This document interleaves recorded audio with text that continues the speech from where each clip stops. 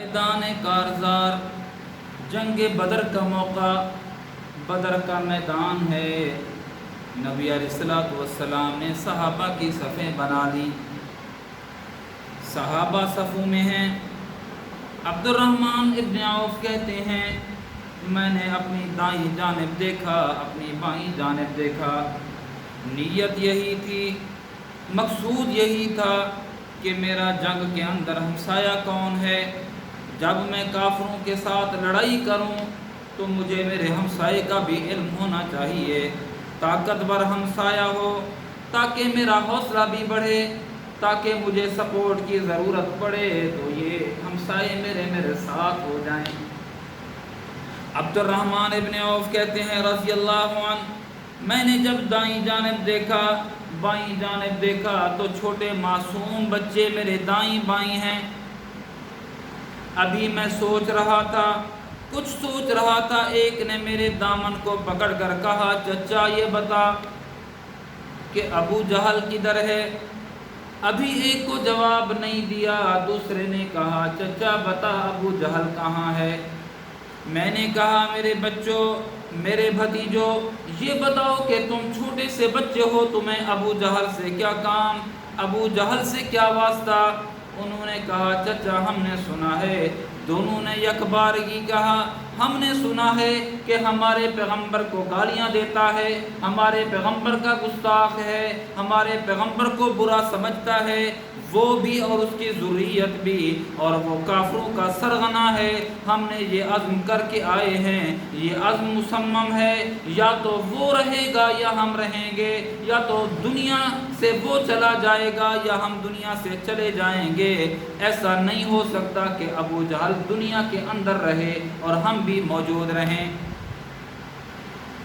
عبد الرحمن ابن عوف کہتے ہیں ابھی یہ گفتگو ہو رہی ہے، میں نے سامنے دیکھا ابو جہل گھوڑے پہ سوار ہے، اپنے رفقا کی صفوں کی صف بندی کر رہا ہے، ان کو بنا رہا ہے۔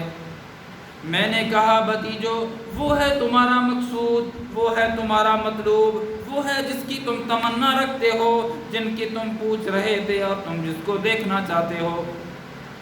یہ دونوں بچے بغیر توقف کے، بغیر سوچ بچار کے بھاگے، جھپٹ پڑے، ایسے جھپٹ رہے ہیں، ایسے بھاگ رہے ہیں جیسے شاہین اپنے شکار کو دیکھ کے بھاگتا ہے۔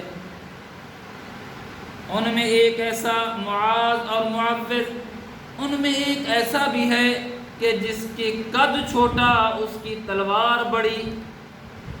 انہوں نے جا کر، ان میں سے ایک نے جا کر ابو جہل کے گھوڑے کے ٹانگوں پہ وار کیا، ضرب کاری لگائی، گھوڑا بدکا، گھوڑا گرا، ابو جہل گر پڑا۔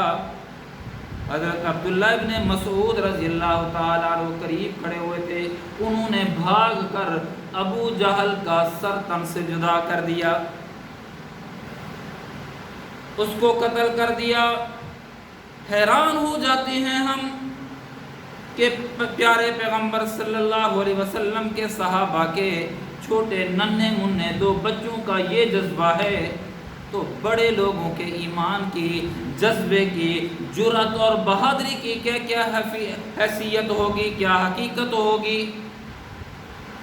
آج میرا چھوٹا بچہ، میرا جوان موبائل کے پیچھے، گناہ کے پیچھے، لڑکیوں کے پیچھے، لڑکوں کے پیچھے اوباش زندگی گزار رہا، اریانی کی زندگی گزار رہا، فحاشی کی زندگی گزار رہا۔ عام نوجوانوں کی اکثریت اس ڈگر پہ چل چکی ہے۔ صحابہ کی زندگیوں کو دیکھو میرے جوانوں، میرے بچوں، صحابہ کی زندگی کیسی زندگی تھی، مشعل راہ ہے صحابہ کرام کی زندگی کہ کیسے کیسے عظمت والے لوگ تھے۔